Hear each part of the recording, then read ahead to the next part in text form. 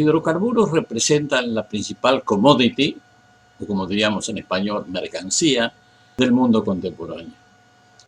El petróleo ha sido y es el principal hidrocarburo desde el punto de vista de su conocimiento y de su importancia estratégica.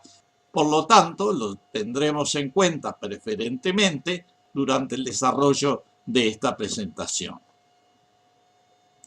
Debido a su importancia en la economía y desarrollo de muchas sociedades contemporáneas, procuraremos ordenar un poco las complejidades de este tema que es fundamental en la economía y la política mundial.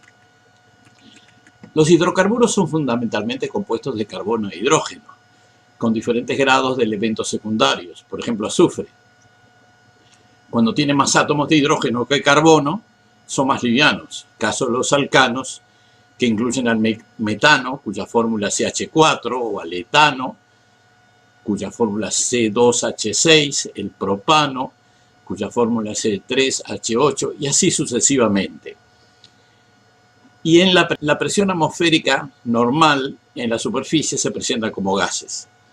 A medida que disminuye la relación hidrógeno-carbono, tiende a aumentar la densidad y comienzan a presentarse como líquidos.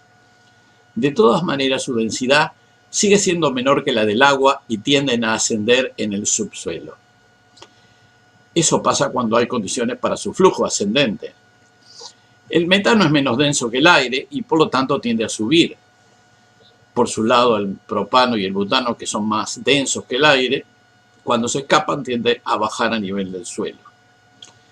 Del mismo modo, al aumentar la proporción de carbono y disminuir la proporción de hidrógeno, tiende a aumentar la viscosidad. Eso determina la diferencia de los principales petróleos livianos, los livianos que son menos densos, menos viscosos, que son más fáciles de procesar, y los pesados, que son más densos y viscosos y más difíciles de procesar. El más liviano es el gas natural, y los más densos y viscosos son los bitúmenes, lo que se llaman las tar sands en inglés o las arenas alquitranadas. La localización geológica de los yacimientos es variada, porque hay muchos ambientes cuya interpretación depende de la teoría que se acepte para su origen. En realidad hay dos teorías, la biogénica, el petróleo es de origen fósil, y la abiogénica, el petróleo es de origen mineral. La teoría biogénica implicaría existencias limitadas a las rocas sedimentarias, solo en la parte superficial de la corteza terrestre. En cambio, la teoría abiogénica implicaría existencias prácticamente ilimitadas porque provendría del manto de zonas más profundas cuyos volúmenes son inmensos. En la naturaleza se dan dos tipos de formaciones. En las formaciones permeables, como las areniscas y las calizas, y el petróleo, que aparece en formaciones impermeables o semipermeables, como los esquistos, las lutitas, los siltitos, fangolitas, etc. La tecnología utilizada depende del tipo de yacimiento y del estado de la explotación. En formaciones permeables se explotan los yacimientos mediante perforaciones que pueden ser surgentes al principio, pero que luego requieren bombeo. Hay diferentes tecnologías, según sea onshore, en la perforación y la explotación, o offshore, o sea, en el mar, con diferentes costos, o en el agua, con diferentes costos de instalación y operación. En formaciones de baja permeabilidad o impermeables, se utiliza la fracturación hidráulica, el fracking. En los hidrocarburos más pesados pueden usarse métodos de excavación de formaciones con hidrocarburos que requieren además procesamiento. Caso de las arenas petrolíferas de Athabasca, de Canadá. En este video hablaremos principalmente del petróleo líquido. En otro video hablaremos del gas natural, que tiene algunas importantes diferencias, tanto geológicas como tecnológicas y comerciales, con el petróleo líquido.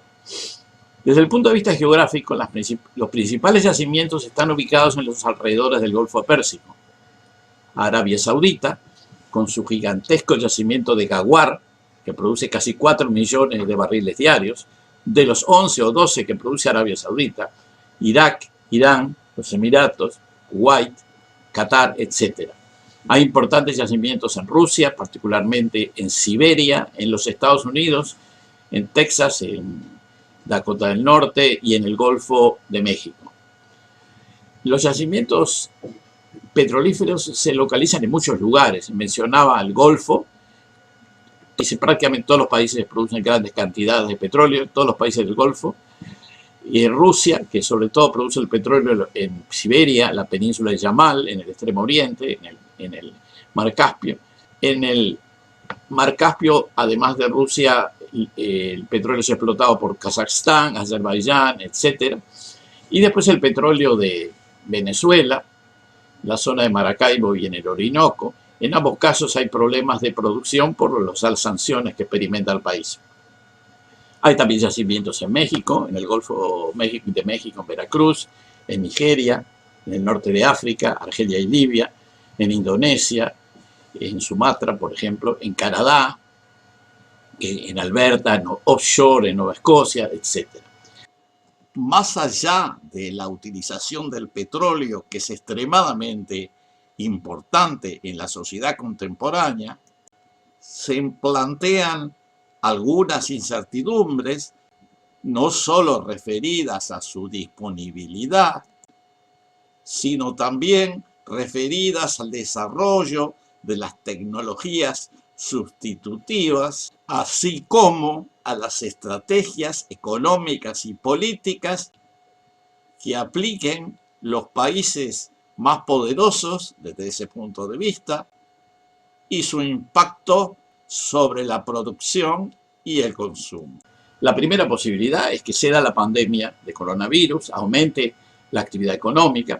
Entonces el petróleo de esquistos, que ha representado una reciente modalidad extractiva y que ha modificado los niveles de producción de algunos países, como los Estados Unidos y otras regiones con potencial productivo a partir de esquistos petrolíferos y gasíferos. Esta producción va a disminuir por falta de competitividad. Los países exportadores van a llegar a algún acuerdo para limitar la producción y en este caso el precio va a subir.